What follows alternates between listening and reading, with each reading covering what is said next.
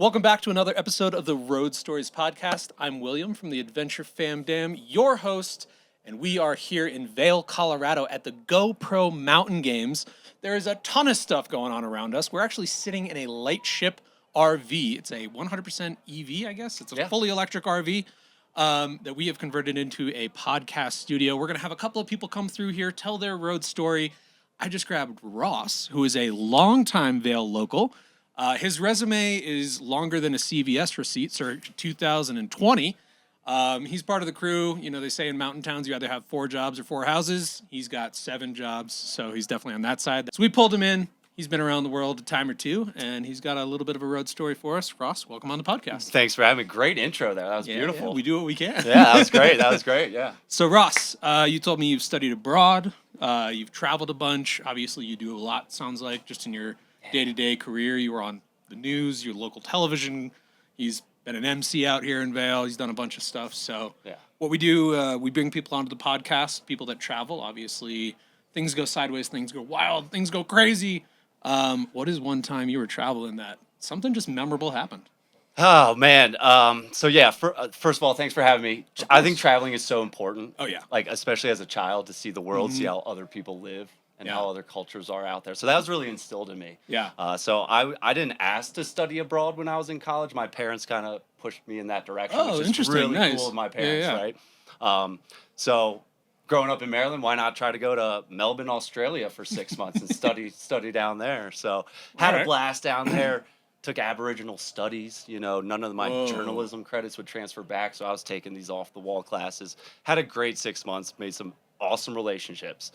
But one memory that I will never forget is on Australia Day. Okay. It's their big holiday. They celebrate. They're in the streets celebrating. Mm-hmm.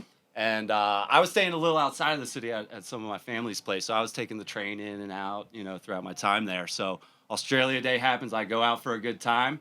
And I decide I'm going to go home now. So I start walking to the train. And we go home. Mm-hmm. Some police stopped me. Oh.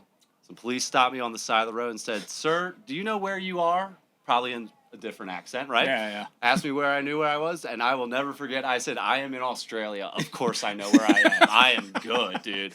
Like it's you can imagine this a little late at night, past midnight. Mm-hmm. Train had stopped running, apparently, so they were looking out for me, actually. Okay. They were like, "What is this guy doing?" But I was in no shape to get anywhere, so they took me in a car and gave me a place to sleep for the night. In the nicest way possible. I remember going through the garage, man. The silly American in me, I'm putting my hands up when I'm coming out of the back of the car. I'm harmless, don't. So just sobered up, got out of there, but I'll just never forget telling that police officer, of course I know where I am. Right. I'm in Australia. What do you mean?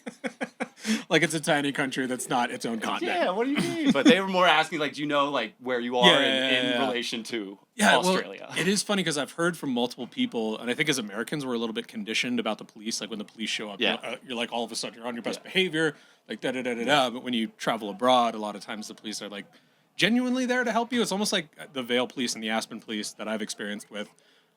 Actually, the Aspen police gave my now wife a piggyback ride from one bar to the other. Amazing. So it's like it's that kind of thing where like you go abroad and you're like, oh no, the police, but really they are just there to kind of like help you out. Yeah. I should have asked for a piggyback ride, you know. I would have been home. Yeah. So I remember that one. That one sticks out, and I think about Australia. I still, you keep in touch with these people, right? Yeah. So I hear that accent all the time, and one of them comes out and snowboards most years. So yeah, but that's one that I'll never forget. Is Australia Day as big in Vail as it was in Aspen? It's big, yeah. They're out here. Oh, yeah. And even if it's not their homeland, we're guilty by association, Australians. So for those of you who don't know, if you've ever lived in a ski town, there's a lot of what's called J1 visas. So there's people from abroad come to teach skiing or work in bars or just get the experience of, being in a separate country. So you get to celebrate all these holidays like Australia Day and various other Independence Days and big things for people, and you just like are guilty by association because you're all in a ski town together. So you're like, great, today's like whatever French's Independence Day is. Like, it we're going. Really is. So. I teach snowboarding over at Beaver Creek, and there's a lot of Australians over there, and they like to drink out of boots. Apparently, that's like a thing on Australia Day. They're really? Drinking a shoey? beers out of booze. Yeah. That's hilarious. Never been my thing, but no. So I too have been to the we call it the Hotel Boulder. When you go to the drunk tank in Boulder, I'm to see you, Boulder. Spent a night there. What did you get for breakfast? Couldn't tell you. I don't even think I had breakfast, and I'll never forget that one part. But I think I was in some room with like another guy, and I'm like 21. I just turned 21 in Australia. Funny story about that too. I made some friends with some Australians, and we were really close. So they're gonna take me out for my 21st birthday. I'm like, let's go. I don't know. Let's go. I don't really know how to put this, but they took me to a gay bar. Oh. And didn't tell me till like 30 minutes, an hour in. And I was like, having the time of my life. I don't know if you've ever been to one. People dance at these places, and they have fun. Oh, yeah. And I have no problem with it at all. But I just remember being 21, going out, thinking, this is kind of not what I expected, really. But it was a blast, man. Nice. We had a blast. And that's great. Yeah, but it's Australia's a great place. Have you ever been? I've never been. It's one of those places that it's on like the very, very short bucket list of like, gosh, I got to make it there. There in New Zealand are like really, really high on the wish list. I would have done New Zealand. I did Tasmania instead. So when I studied abroad, I had like 4 or 5 weeks at the end to just kind of do what I wanted. So I went to Tasmania with a woman from France and a couple people from all over the world that were studying there. Really cool. Look up the Tasmanian Devil. There's a whole lot of drama and history around that. But then I went to the middle of Australia. Called Ayers Rock. Yeah. Uluru, a very historical site. Here's another funny one for you. This is great. I'll never forget. I was on this bus with people from all over the world, just taking this tour to Ayers Rock, and the bus driver said, this is a very historical site. The Aboriginals very religious. Yeah, you're like not supposed to touch the rock. You're not. I don't think you can anymore. Okay. But back then, you could, and you could climb it. And the bus driver said, laid out the ground rules. This is, but then at the end he said, but you're allowed to climb it. Does anyone want to climb it? And I looked around the bus and no one from any other country put their hand up. And I said, all that being said, he said we could do it. Yeah. Right. Yeah. So I said, I'll do it. Why not? I guess time and place. When am I ever going to do that? Yeah. So I think I was one of the last people to climb Uluru, Ayers Rock. There you go. There in the middle of Australia. Add that to the resume. Yeah, not super proud of it being an American that's like, not. let's do it. But I didn't really grasp that at 21 years old. Like, well, when you're traveling and stuff like that, like we talk about it all the time, trying to be like a good traveler, right? Or like what is respectful, and sometimes, unfortunately, you kind of have to mess up. Like you have to do the wrong thing, and then someone like calls you out. Yeah, like, and real quick, like. And I have to add, once my hand went up, then the German hand went up, then all these other people were like, yeah, we'll do it. But it happens. So it was just one of those really cool experiences I'll never forget. Looking around and being like, so we can? Okay, let's do it. Super dangerous. So you shouldn't do it. Yeah, like you shouldn't do it. I think, like you said, I don't think you even can touch it anymore. Yeah. Good reasons, obviously. Snorkeled the Great Barrier Reef when I was down there. Just some great experience. I gotta get back. It's one of those like gotta get back in my lifetime. Well, Australia is just one of those like it still feels wild. I've never been there, so I can't really say, but like. Every time you hear a story out of Australia, you're like, yep, that tracks. There's some wild stories of war with emus, kangaroos. The biggest fence in the world is in Australia that they built to try to keep wild dogs, if I understand correctly. It's a wild country down there, too. Great people. I love everyone down there. Yeah. But my dad was French, so I grew up kind of going to France a lot. And I go over there every year. Nice. That's where I was for the Millennium for 2000, right at the Eiffel Tower as the ball dropped. Remember Y2K, dude? Yeah. They're like all the computer. Well, the funniest thing about Y2K, actually, sorry not to detract from your story. I didn't mean to do that either. But no. So Y2K, everyone's like, oh, all the computers are going to crash and like nobody's going to understand the date or whatever. And like they were worried about airports, right? And worried about like travel and this whole thing. I don't know if you remember last year.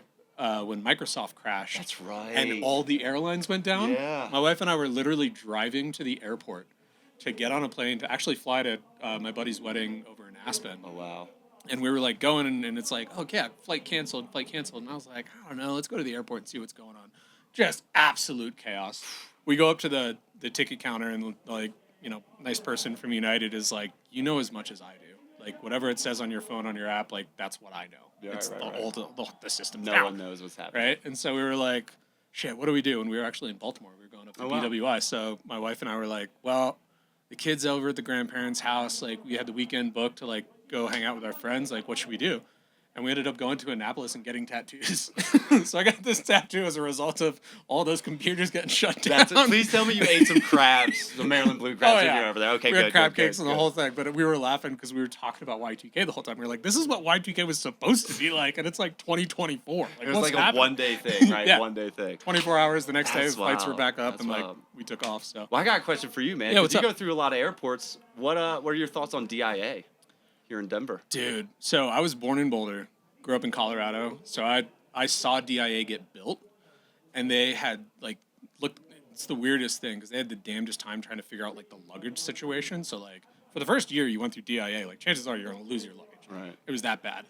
And then went to University of Colorado, so like saw it go through its like second iteration and the whole thing.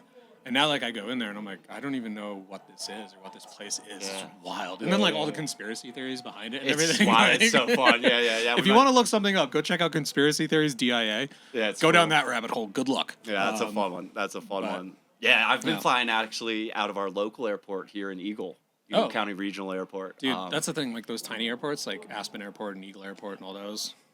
And I get Grand Junction. I get the beef of like, oh, you must be wealthy that you can fly out of there. Well, yeah, I took time off from my 7 jobs to go somewhere, heaven forbid. And my truck actually got stolen from DIA's airport one year, so now I just almost strictly fly out of the local airport. I was in France, man, and I landed, and my truck was gone. Oh God, what'd you do? Called the airport. I always take a picture. Travel tip: always take a picture of your vehicle where it is. Took a picture, walked back, was looking at it. Wasn't there.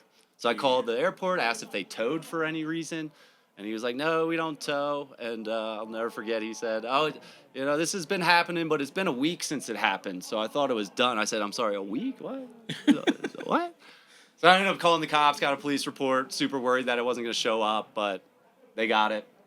Oh, unscathed? Or? So this is a fun one, too. I was thinking in my head, worst case, I'm never going to see this thing again. I'm going to buy a whole new vehicle. Yeah. I'm thinking most likely case I'm going to get it back and like a door's off or someone was messing around and I'm going to have to clean it up over time.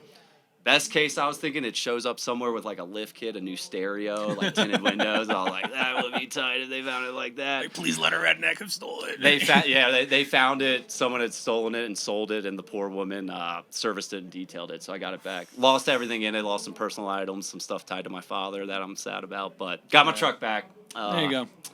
In condition, but yeah, just traveling's pretty fun. Yeah, airports are fun. Well, like you said in the beginning, like the reason we hit the road, the reason we were taking our daughter around, is because it is so important. Like the last interview we did with a gentleman named Walter Kenneth O'Dowd, he actually runs a guiding service out of Northern Virginia in the Shenandoah Mountains, and he told us a story about like running into bears, and he had to like winch his truck off the side of a mountain because a road got washed out, so he basically like belayed his 4Runner off the side of a mountain.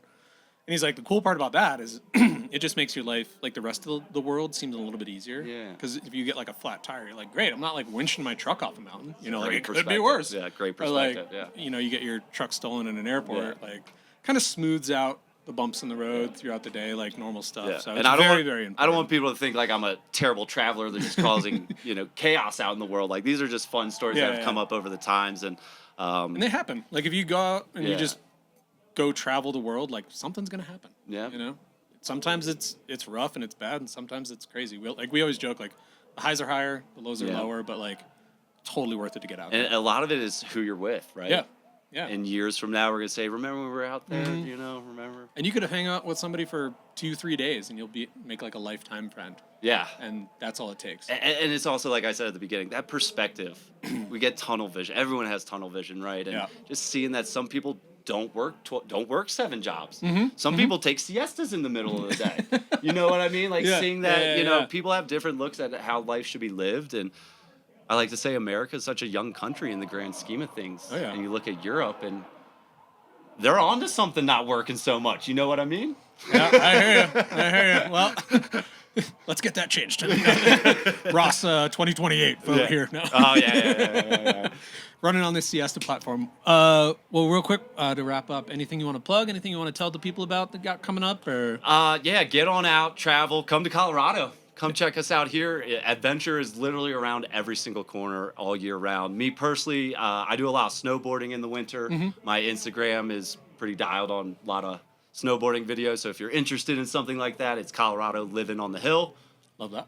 because I'm Colorado living, and I'm also living on the hill. So that's a fun one. But cool. Yeah, pretty active, and thanks for having me. Awesome, man. Appreciate you. Got number 1. Am I going to come across as an asshole for those stories, or are those okay? No, those are, those are totally fine. Okay. I was like, oh, I'm talking about going to a drunk tank and then, like, being a dick going on a... Yeah. Like, no. But again, picture yourself there, and they're, like, telling you this, and they're like, but you can do it if you want. And I'm like... Yeah. Well, they would say no if they didn't want you, if you weren't allowed, right? Yeah. No, that's not at all. To be honest, if I went back right this moment, I probably wouldn't do it. Yeah. But a 21-year-old looking for experiences, like, I'm in. Yeah, that was the point of, like, traveling in our youth, right? Yeah. We should probably turn the air conditioning on. Yeah, I was like, I'm about to have that, like, shiny brown look. That's going to be a bad look. Thanks, Ross. Yeah, sweet. You're the best.